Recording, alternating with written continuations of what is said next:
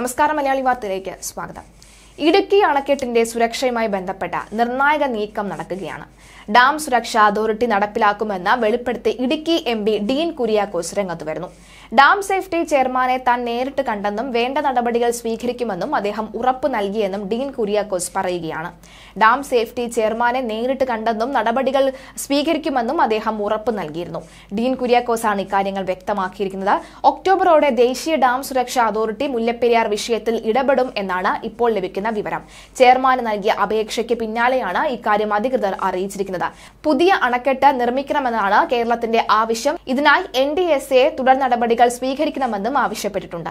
നടപടികൾ സ്വീകരിക്കുമെന്ന് dam safety chairman ഉറപ്പ് നൽകിയെന്നും മുല്ലപ്പെരിയാർ വിഷയത്തിലെ ഇരു സംസ്ഥാനങ്ങളും തമ്മിലുള്ള തർക്കം സൗഹൃദപരമായി പരിഹരിക്കാൻ സാധിക്കുമെന്നുമാണ് പ്രതീക്ഷയെന്നും ഡീൻ കുര്യാക്കോസ് പറയുകയാണ്. എന്നാലും മുല്ലപ്പെരിയാർ വിഷയവുമായി ബന്ധപ്പെട്ട് വലിയ രീതിയിൽ തന്നെയാണ് വാർത്തകൾ ചർച്ചയായിക്കൊണ്ടിരിക്കുന്നത്.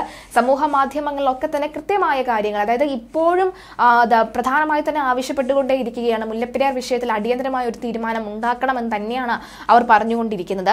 ഈ മുല്ലപ്പെരിയാർ വിഷയത്തിൽ അടിയന്തരമായ ഒരു തീരുമാനം ഉണ്ടാക്കിയാൽ മാത്രമേ സത്യത്തിൽ ഈ മലയാളികൾക്ക് ഒന്ന് സമാധാനത്തോടു കൂടി അന്തി ഉറങ്ങാൻ സാധിക്കുകയുള്ളൂ എന്ന കാര്യത്തിൽ സംശയമില്ല.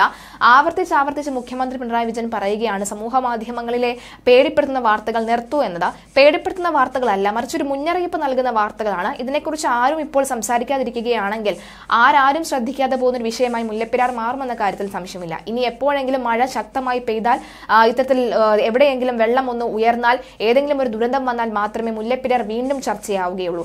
അങ്ങനെ ഒരു വിഷയമായി മാറേണ്ട സാഹചര്യമല്ല മുല്ലപ്പെരിയാർ ഉള്ളത്. അടിയന്തരമായ ഒരു ഇടപെടൽ നടത്തേണ്ട ഒരു സാഹചര്യം തന്നെയാണ് ഉള്ളത്.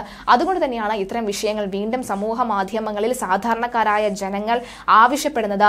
കൃത്യമായൊരു മറുപടി കണ്ടെത്തുക, കൃത്യമായൊരു പരിഹാരം കണ്ടെത്തുക. ഡാം ഡീകമ്മീഷൻ ചെയ്യുമ്പോൾ അതിന് ശക്തമായ നിർമ്മിതികൾ നടത്തുക, അല്ലെങ്കിൽ ശക്തമായ കാര്യങ്ങളുമായി മുന്നോട്ട് കൊണ്ടുപോകുക. അങ്ങനെ പലതരത്തിലുള്ള വാർത്തകൾ തന്നെയാണ് പുറത്തു വരുന്നത്. എന്തായാലും മുല്ലപ്പെരിയാറിൽ അടിയന്തരമായ നടപടികൾ നടക്കുന്നുണ്ട്. ഉടൻ തന്നെ ഡാം സന്ദർശിക്കാനായി അതോറിറ്റികൾ നേരിട്ട് മുല്ലപ്പെരിയാറിലേക്ക് എത്തുമെന്നടക്കമുള്ള കാര്യങ്ങളാണ് ഇപ്പോൾ MLA വ്യക്തമാക്കുന്നത്.